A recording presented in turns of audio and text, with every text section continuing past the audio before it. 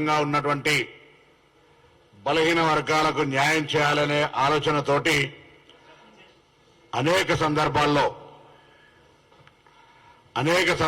రాహుల్ గాంధీ గారు ఒక మాట చెప్పడం జరిగింది. దానికి అనుగుణంగా అఖిల భారత కాంగ్రెస్ అధ్యక్షుడు ఖార్గే గారు కావచ్చు, ఇన్ఛార్జ్ కేసీ వేణుగోపాల్ గారు కావచ్చు, ప్రియాంక గాంధీ గారు కావచ్చు, సోనియా గాంధీ గారు కావచ్చు, దాని తదుపరి మా రాష్ట్ర ఇన్ఛార్జ్ దీపాదాస్ మున్షి గారు కావచ్చు, మిగతా సెక్రటరీలు కావచ్చు, తెలంగాణ రాష్ట్రంలో ఎన్నికల మేనిఫెస్టో పెట్టడం జరిగింది. తెలంగాణలో కాంగ్రెస్ ప్రభుత్వం అధికారంలోకి రాగానే బీసీ కుల జనగణన చేస్తామనే మాట చెప్పడం జరిగింది. అదే సందర్భంగా గౌరవ ముఖ్యమంత్రి గారు మొన్న బీసీ సంక్షేమ శాఖకు సంబంధించిన రివ్యూ చేసే సందర్భంలో శాఖ తరఫున ఈ ప్రతిపాదన తీసుకొని రాగానే వెంటనే దీన్ని సంబంధిత అధికారులకు ఆదేశించి ఇప్పటికే చట్టపరంగా ఏ విధంగా ఈ యొక్క బిల్లు బీసీ జనగణనకు తీసుకోవాల్సిన అంశాలు ఉన్నాయో అటు న్యాయశాఖ కావచ్చు, ఇటు శాసనసభ సెక్రటరీ ద్వారా కావచ్చు, మా ప్రిన్సిపల్ సెక్రటరీ సంప్రదింపులు ప్రారంభం చేయడం జరిగింది. ఈ శాసనసభ సమావేశాల లోపల బీసీ జనగణనకు సంబంధించి చట్టపరంగా ఎటువంటి ఇబ్బందులు లేకుండా భవిష్యత్ తరాల్లో ఒక నిబద్ధతతోటి రాజకీయ, సామాజిక, ఆర్థిక అన్ని రకాలుగా బీసీ జనాభాకు లాభమయ్యే విధంగా ఈ దేశానికి మార్గదర్శకత్వం ఉండే విధంగా ఈ బీసీ జనగణన తెలంగాణ ప్రభుత్వం చేపట్టబోతుందని చెప్పడానికి బీసీలందరూ కూడా గర్వంగా రేపొద్దున ఈ అంశానికి సంబంధించిన దాని లోపల కాంగ్రెస్ పార్టీ ఎన్నికల మేనిఫెస్టోకు కట్టుబడి అమలు చేస్తుంది కాబట్టి ఈ కార్యక్రమాన్ని గాంధీభవన్లో చెప్తా ఉన్నాం. కాంగ్రెస్ పార్టీ బలహీన వర్గాల పార్టీ. కాంగ్రెస్ పార్టీ దేశవ్యాప్తంగా కూడా అధికారంలోకి రాగానే రాహుల్ గాంధీ గారు చెప్పినట్టుగా దేశవ్యాప్తంగా కూడా కుల జనగణన జరుగుతుంది. దానికి ఈరోజు నిదర్శనమే తెలంగాణ రాష్ట్ర ప్రభుత్వం ఈ నిర్ణయం తీసుకోవడం అనే మాట సందర్భంగా మనం చేస్తా ఉన్నాం. దీని లోపల కూడా పూర్తిగా ఎటువంటి ఇబ్బందులు లేకుండా ఉండడానికి కొరకు రిటైర్డ్ ఐఏఎస్, ఐపీఎస్ బలహీన వర్గాలకు సంబంధించిన వాళ్ళ సలహాలు కానీ, న్యాయపరమైనటువంటి సలహా సూచనలు కావచ్చు, రిటైర్డ్ జడ్జిలకు సంబంధించి కావచ్చు, లేదా ప్రొఫెసర్స్, రిటైర్డ్ ప్రొఫెసర్స్ అందరినీ కూడా సలహాలు తీసుకునే కార్యక్రమం కొనసాగబోతా ఉంది 2-3 రోజులు అసెంబ్లీ కంటే ముందే.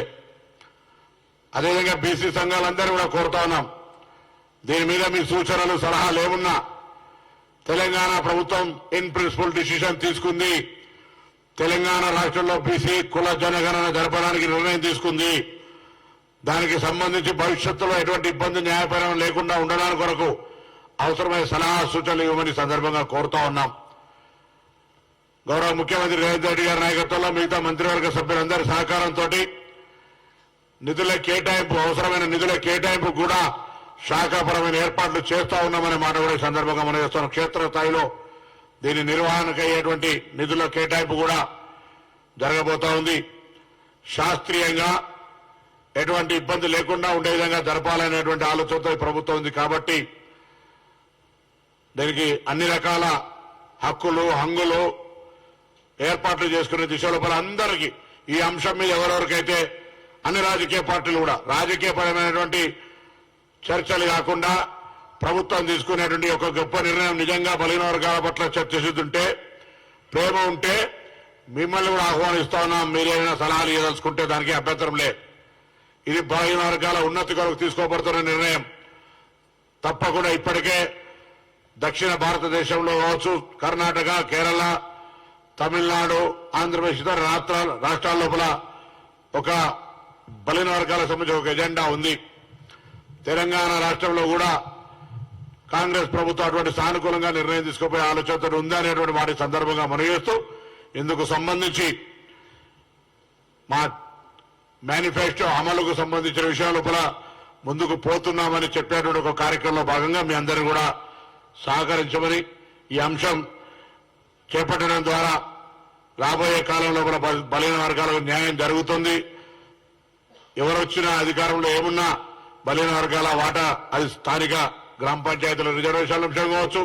అందుకే ఇంతకుముందు చెప్పినట్టుగా రాజకీయ, ఆర్థిక, విద్య, వ్యాపారం అన్ని రకాలుగా ఈ అంశాన్ని ఉపయోగించుకునే విధంగా ఉంటుందనేటువంటి మాట ఈ సందర్భంగా మనం చేస్తా ఉన్నాను.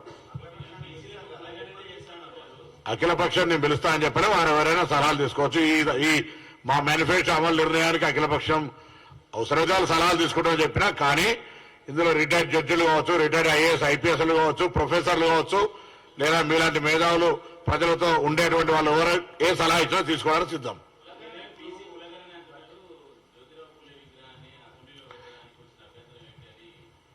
పది సంవత్సరాలు ఎందుకు కట్టలేదని అడుగుతాను. ఇప్పుడు ఇవాళ మేము ఒక మంచి కార్యక్రమం తీసుకున్నప్పుడు ఎవరు పడితే అది ఏది వాగుతో దానికి జవాబు చెప్పే అవసరం లేదు. అసలు ఒక మాట చెప్తాను, ఇవాళ శాసనసభ అనేది ఒక ప్రత్యేకమైనటువంటి ఏరియా. దానికి స్పీకర్ గారి పరిధిలో దానికి ఒక పద్ధతి ఉంటుంది. శాసనసభ్యులకు ప్రివిలేజ్ ఉంటుంది. రాజకీయం చేయదలుచుకుంటే బయట ఎక్కడైనా రాజకీయం చేయండి. శాసనసభ ప్రిన్సెస్ లో శాసనసభ్యురాలు కానిటువంటి వ్యక్తి ఈ విధమైన రాజకీయం చేయడం ఇది మంచిది కాదు. శాసనసభ గౌరవాన్ని కూడా మంచిది కాదు. మీరు మీ తండ్రి గారు అధికారంలో ఉన్నప్పుడు 10 సంవత్సరాలు ఏం చేసినారని అడుగుతాను. దాంతో పాటుగా నిజంగా మీకు బలహీన వర్గాల పట్ల చిత్తశుద్ధి మీరు పూలే ట్రస్ట్ అని లేదా ఇంకేదో రకరకాల దేశం తిరుగుతూ ఉంటా ఉన్నారు కదా, మీరు మీ పార్టీలో ఉన్నటువంటి తెలంగాణ రాష్ట్ర సమితి అధ్యక్ష పదవి, శాసనసభ పక్ష పదవి, కార్యనిర్వాహక అధ్యక్ష పదవి మీ కుటుంబ సభ్యులు ముగ్గురు ఉన్నారు కదా, ఒక బీసీ, ఒక ఎస్సీ, ఒక ఎస్టీకి ఇచ్చి అప్పుడు న్యాయము, సామాజిక న్యాయం గురించి మాట్లాడే అడుగుతుంటారు తప్ప ఊరికనే ఏది పడుతుంది మాట్లాడితే నీకు చెల్లుతుంది అనుకోవద్దు. ఇప్పుడు మీరు లిక్కర్ బిజినెస్ లో బిజీగా లేరు కాబట్టి ఊరికనే బీసీ నినాదం ఎత్తుకొని టైం పాస్ చేస్తా అంటే ఇది బీసీల ఆత్మగౌరవం వచ్చారు. ఇక్కడ బీసీల మంత్రి కూర్చున్నాడు. ఎక్కడ పడితే అక్కడ అట్లా కాకుండా జాగ్రత్తగా నాలుక దగ్గర పెట్టుకుని మాట్లాడమని కోరిక ఇంతకుముందే.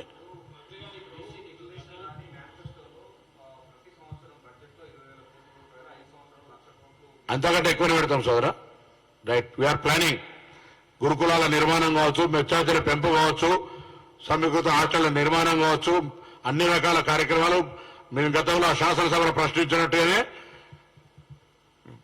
మెచ్చార్జీలకు సంబంధించి లేదా ఇతరత్ర అంశాలకు సంబంధించి గ్రీన్ ఛానల్ పేమెంట్ ఎక్కడ కూడా ఆగకుండా మెచ్చార్జీలు పిల్లలకు మనం గతంలో 2 సంవత్సరాల నుంచి బాకీ ఉన్నది. నాణ్యమైన వస్తువులు అడిగేటువంటి పరిస్థితి లేదు. మధ్యాహ్నం భోజనం చేసేటువంటి, వంట చేసేటువంటి వాళ్ళ పేమెంట్తో ఇటువంటి ఎక్కడ కూడా నయా పైసా ఆగకుండా గ్రీన్ ఛానల్ ఏర్పాటు చేయబోతా ఉన్నాం. రాబోయే కాలంలో కూడా గౌరవ ముఖ్యమంత్రి గారు అంగీకరించారు. నేను ఒక శాఖ మంత్రి గారు ధన్యవాదాలు చెప్తా ఉన్నాం. ఇందుకు సంబంధించి not only BC welfare minister, BC, SC, ST, minority శాఖల కార్యదర్శులకు ఆదేశం ఇచ్చినారు. దాని ప్రణాళిక చేయమని చెప్పి ఆ ఆర్థిక శాఖ మంత్రి, డిప్యూటీ చీఫ్ మినిస్టర్ గారు కూడా ఈ విషయంలో వెరీ మచ్ కన్సర్న్. కాబట్టి ఈ అంశాలు ఎక్కడ కూడా సంక్షేమానికి సంబంధించి పేద విద్యార్థులు చదువుకునే విధంగా వాళ్ళకు సంబంధించినటువంటి మెచ్చార్జీలు ఇష్యూలో ఇతరత్ర కిరాయిలు కావచ్చు లేదా ఇతరత్ర ఎక్కడ ఉండదు. అందుకే ఎడ్యుకేషన్, వెల్ఫేర్ ఎడ్యుకేషన్ పటిష్టం చేయాలని గతంలో పెండింగ్ ఉన్నటువంటి 6,000 పైన గురుకులాల టీచర్ల నియామకానికి సంబంధించి కూడా ఆర్థిక పరమైన అంశాన్ని మా ప్రభుత్వం గ్రీన్ సిగ్నల్ ఇచ్చింది. ఆల్రెడీ జిల్లా కలెక్టర్లకు లేఖలు రాస్తాను. Integrated hostels with sports facility, residential complex for teaching, non teaching staff తో సహా అన్ని ఏర్పాటు చేయడానికి మేము కార్యక్రమం తీసుకోబోతా ఉన్నాం.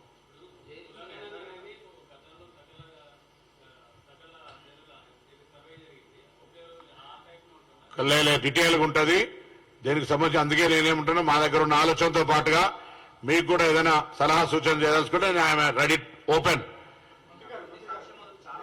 అయ్యా చెప్పు.